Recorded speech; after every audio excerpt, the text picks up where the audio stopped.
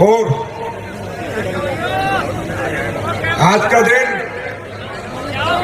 Really में एक बहुत ऐतिहासिक दिन है मेरी जिंदगी के लिए, इस कंपनी के लिए, डायरेक्ट सेलिंग के लिए। वो इसलिए क्योंकि मैं आज मेरठ में हूं। दोस्तों, जब विजय रथ के बारे में बात हो रही थी कि एक फंक्शन करते हैं, पूरे हिंदुस्तान में जाते हैं, लोगों से मिलते हैं, लोगों को बताते हैं कि हम क्या करते हैं, हम क्या करना चाहते हैं, हमें आपके आशीर्वाद की जरूरत है, हमें आपके साथ की जरूरत है, हमें आपके प्यार की जरूरत है। तो इसकी शुरुआत कहां से करें? तो पता नहीं क्यों मेरे दिमाग में मेरठ आया कि मेरठ से करते हैं। अब मेरठ से क्यों करते हैं, इसके पीछे बहुत सारे कारण हैं। बात ये नहीं है कि 1857 की सिर्फ क्रांति मेरठ में हुई है। मेरठ में बहुत कुछ हुआ है। ये आसपास के जितने शहर हैं, ये सब मेरठ मंडल में ही आते थे। मेरठ ही पहले जिला होता था, बाकी जिले बाद में बने हैं। और सबसे बड़ी बात यह है कि इसी जिले में मेरी पैदाइश हुई है, यही मेरा जन्म हुआ। मैं मेरठ के पास एक सिटी है मोदीनगर, उसके पास एक गांव है खंजरपुर, वहां मैं पैदा हुआ हूं। तो जिस धरती पे मैंने जन्म लिया है, मेरे माँ बाप ने मुझे जन्म दिया है, जहां मैं खा पी के बड़ा हुआ हूं, मैंने सोचा जिंदगी का एक बहुत बड़ा काम करने जा रहे हैं, तो क्यों ना उसी धरती से शुरुआत की जाए। और वैसे भी कहते हैं मेरठ से जो क्रांति शुरू होती है वो कामयाबी तक जरूर पहुंचती है। भाई देखो, बुरा मत मानना, पूरे हिंदुस्तान में जितने भी लोग सुन रहे हो, मेरठ मेरठ है, मेरठ में मर्द पैदा होते हैं, इसमें कोई डाउट वाली बात नहीं है। ये अलग तरह का खून है, यहाँ अलग तरह का पानी है, अलग तरह की सोच है। यहाँ के लोग गुलामी नहीं करते, सिर्फ मोहब्बत करते हैं, प्यार करते हैं, इज्जत करते हैं, गुलामी नहीं करते और किसी से डरते नहीं है, चाहे एट एनी कॉस्ट कुछ भी हो जाए। मेरठ वाले कभी डरते नहीं है, लड़ जाते हैं, मर जाते हैं, और वही 2014 से आपके इस भाई ने करके दिखाया है। ये इंडस्ट्री की थोड़ी बात करते हैं, जिस इंडस्ट्री का परसेप्शन बिल्कुल नेगेटिव था, जिस इंडस्ट्री के बारे में लोग हमेशा उल्टी सीधी बात करते थे, जो इंडस्ट्री दुनिया की सबसे खूबसूरत इंडस्ट्री थी, जहां इस इंडस्ट्री का बनने का कारण क्या था, इंडस्ट्री क्यों बनी थी, किसी को नहीं मालूम। लोगों को लगता है ये पैसा दिखा रहे हैं, गाड़ी दिखा रहे हैं, बंगला दिखा रहे हैं। नहीं, ये इंडस्ट्री के पीछे ये 1800 में बनी हुई इंडस्ट्री, आज नहीं बनी। 1893 में 95 में ये इंडस्ट्री बनी थी।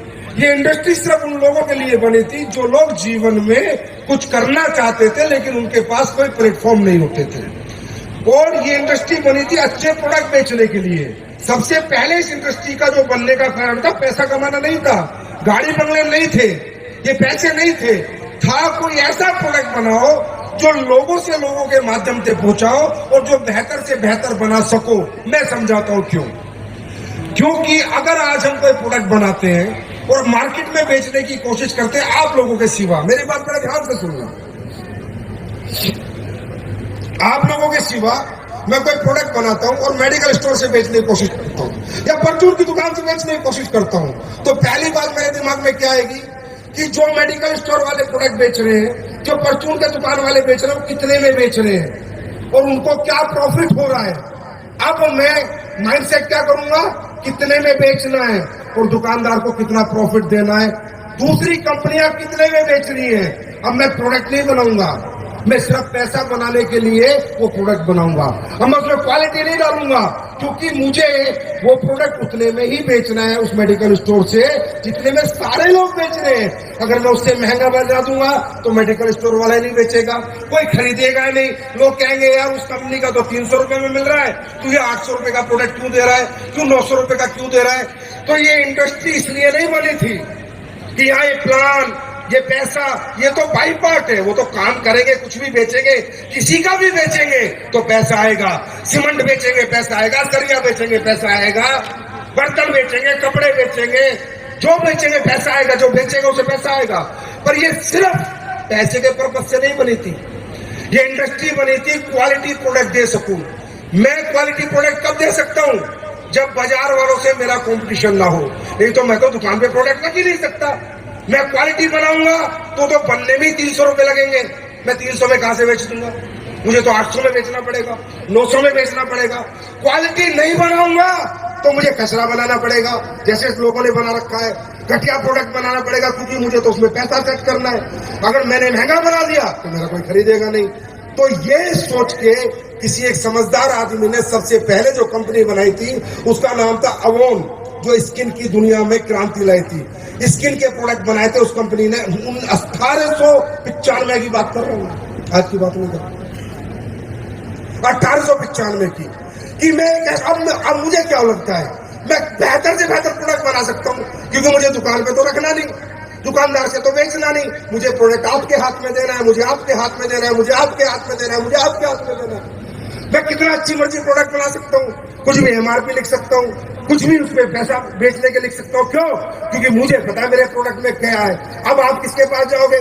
चाचा के पास, दादा के पास, फूफा के पास, मामा के पास, फूफी के पास। आपको पता है आपके प्रोडक्ट में क्वालिटी है। अब आप प्रोडक्ट दुकान से खरीद नहीं रहे लोग, आप जाके बेच रहे हो और उनको आश्वासन दे रहे हो कि तू पैसे लगा, प्रोडक्ट में रिजल्ट की गारंटी मेरी और मेरी कंपनी की है।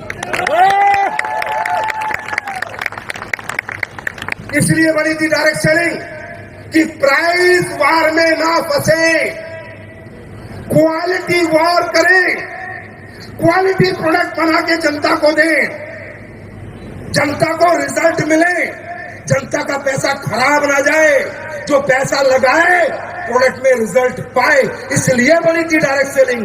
ये प्लान के बेचने के लिए नहीं, ये पैसे के लिए नहीं बनी थी। वो तो जहां बेचोगे वहां पैसा मिलेगा। मेडिकल स्टोर खोल के दवाई बेचोगे तो भी पैसा मिलेगा, जो काम करोगे पैसा मिलेगा। इसलिए बनी थी डायरेक्ट सेलिंग। वो परसेप्शन हमारी इंडस्ट्री नहीं बना पाई।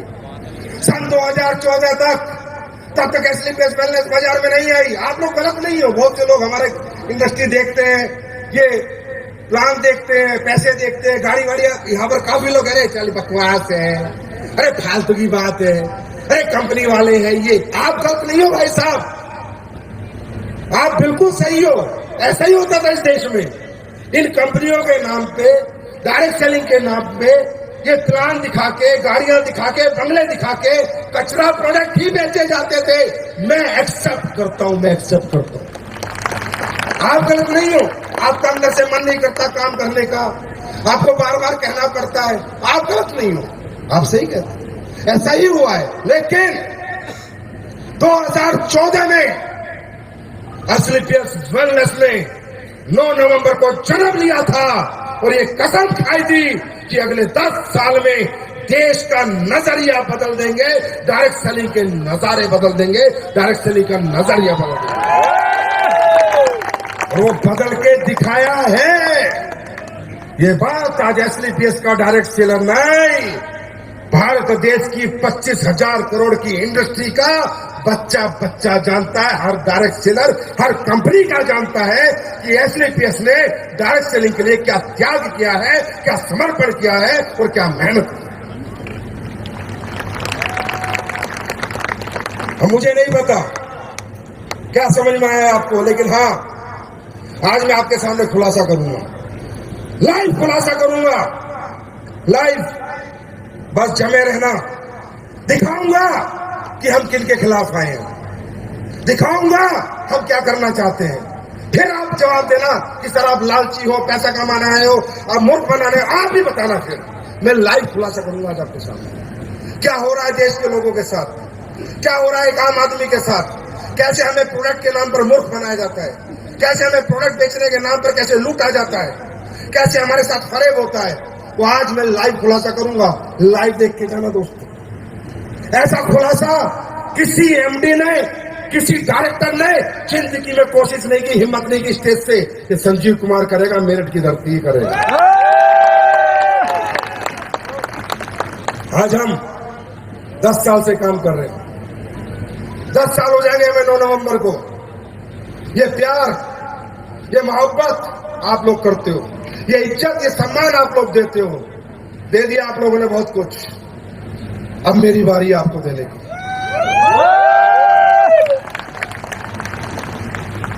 स्लीपलेस वेलनेस को देश की जनता ने, आम आदमी ने बहुत प्यार किया है। लोग बोलते हैं, बातें करते, दूसरी कंपनी के लोग, यार आप क्या फाय करते हो, पता नहीं क्या खिलाते हो, मरने मारने को तैयार हो।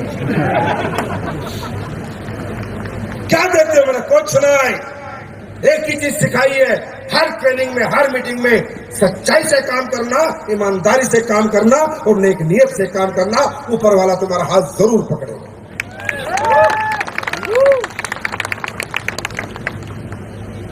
आज अमित दुबे मेरे साथ बैठे थे। मैंने कहा अमित, आज के बाद 10 साल हमने ये काम किया है, अगले 10 साल, अभी तो हमने बेस बनाया है, 10 साल में आप लोगों ने कंपनी बना दी है। 10 साल में आपने इंडिया की नंबर 1 कंपनी बना दी है। 10 साल में 1000 करोड़ ना किसी कंपनी ने किया है और ना कोई कर पाएगी। तो मैं कह रहा था Amit, today onwards a new era of direct selling. लोग अगले 10 साल एक नया माहौल देखेंगे, एक नया एटमॉस्फेयर देखेंगे, एक नई सोच देखेंगे, नए तरीके देखेंगे। मैं गारंटी देता हूं कि अगले 10 साल भारत देश में डायरेक्ट सेलिंग के होंगे, लेकिन इथिकल और genuine direct selling, legal direct selling, illegal नहीं, प्रोडक्ट के नाम पे मूर्ख नहीं। आज मार्केट में आप देखते हो, या जिससे लोग नेगेटिव होते हैं, ठीक है, अपॉर्चुनिटी की जरूरत है, देश में एम्प्लॉयमेंट की जरूरत है, ठीक है, नौकरी की नहीं मिलती लोगों को, व्यापार की जरूरत है, तो ये थोड़ी है 2 नंबर का व्यापार करेंगे लोग। 1 नंबर का काम भी कर सकते हैं, 1 नंबर का प्रोडक्ट भी दे सकते हैं। तो डायरेक्ट सेलिंग में जो हो रहा था, मैं गारंटी देता हूं 2 से 3 साल बाद सब खत्म होगा। यहां वही टिकेगा जो जेन्युइन होगा, इथिकल होगा, ऑनेस्ट होगा, ईमानदार होगा, नहीं तो सब बाहर जाएंगे। मैं नहीं करूंगा, मैं किसी को कुछ नहीं बोलूंगा। जनता भगवान होती है। जनता चाहे तो बना दे, जनता चाहे तो गिरा दे। जिसके साथ जनता, उसका काम बनता। और जनता सच के साथ है, झूठ के ज्यादा बड़े हाथ पैर नहीं होते, झूठ ज्यादा दिन नहीं चलते। तो मैं आपसे वादा करता हूं, एक नया रूप अभी आप एसलीपीएस का देखोगे। आपने एसलीपीएस को नंबर 1 कंपनी बना दिया, कंपनी बन चुकी। अब एसलीपीएस कंपनी नहीं बनेगी, अब एसलीपीएस का एम्पायर बनेगा। एम्पायर भारत के हर कोने में, हर गली में, हर घर में एसलीपीएस का एम्पायर बनेगा। याद रखना, ये मेरठ की धरती से वादा करना।